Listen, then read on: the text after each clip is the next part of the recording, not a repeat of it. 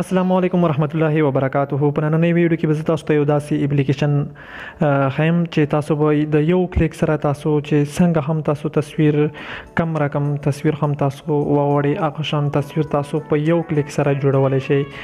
د 14 اگست په باره کې که تاسو چیرې داسې شان تصویران جوړول غواړئ او هغه هم په یو کلیک سره، نو د ویډیو چې کومه دی دا تر اخره پورې وګورئ.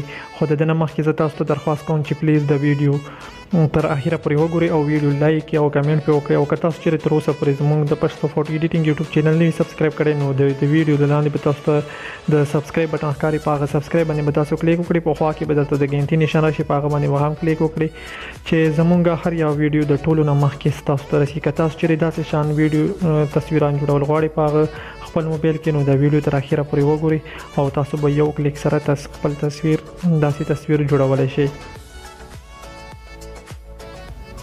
د دې لپاره به تاسو د یو اپلیکیشن را ډاونلوډ کوئ. د دې اپلیکیشن لینک به زه په ډسکرپشن کې ورکوم، هلته نه تاسو را ډاونلوډ کولی شئ. چې کله دا تاسو اوپن کړو دلته کې به تاسو په الاو باندې کلیک وکړئ او یو ځل به بیا تاسو په الاو باندې کلیک وکړئ او دلته کې به اوس تاسو په دې ګیلري باندې تاسو کلیک وکړئ، نو تاسو ته به خپل ګیلري راوړي.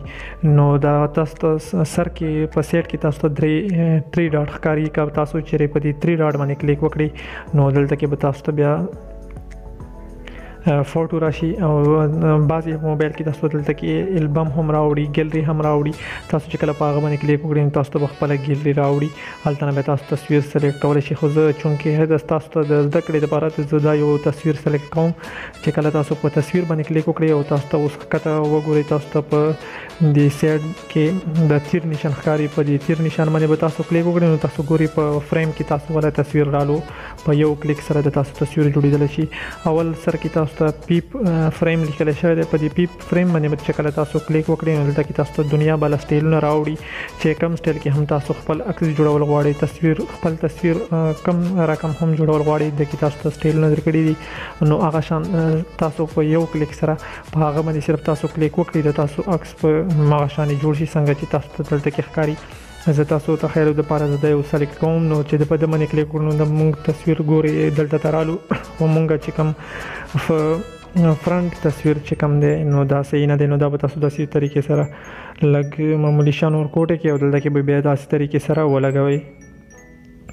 د تصویر کې تاسو اوس د بیک چې کوم دی بیک افیکټ، نو که دلته تاسو چیرې کلر چینج کول غواړئ په دې دویم آپشن باندې به تاسو ووایئ په بیک افیکټ باندې، نو تاسو اوس په ده باندې چې ګورئ په ده باندې چې تاسو سلیکټ کړئ، نو تاسو به دلته کې دا کلر چې کوم دی دا به چینج کېږي. نو په ده باندې سلیکټ کوم، تاسو ګورئ زموږ چې کوم بیک کلر دی افیکټ، نو هغه افیکټ چینج کېږي. او که تاسو چیرې فرنٹ افیکټ چینج کول غواړئ، دا یو کلر چینج کول غواړئ، نو په ده باندې به تاسو کلیک وکړئ، نو دا به هم تاسو والا چینج شي. نو چې کله تاسو په ده باندې کلیک وکړئ، دلته کې به تاسو کلیک کوئ چې کوم یو کلر هم تاسو پسند وي هغه به تاسو پرېږدئ.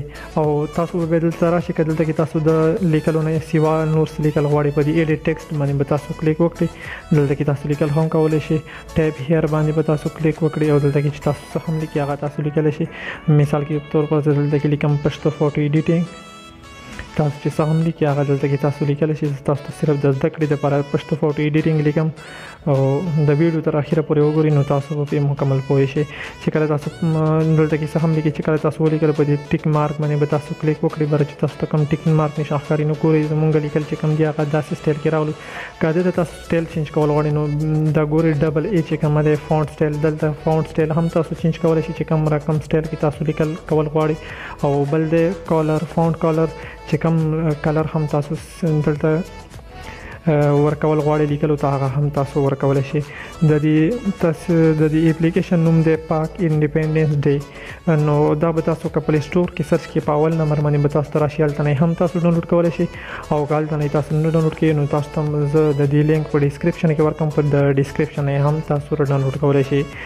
که ویډیو مو خوښ شي نو پلیز ویډیو لایک او کمنټس وکړئ چې زمونږ حافظه افزایی وشي. د نننۍ ویډیو دا د بلې ویډیو پرې خپل ورور عرفان الله ته اجازت ورکړئ. په لوی الله مسپارم، د الله په امان.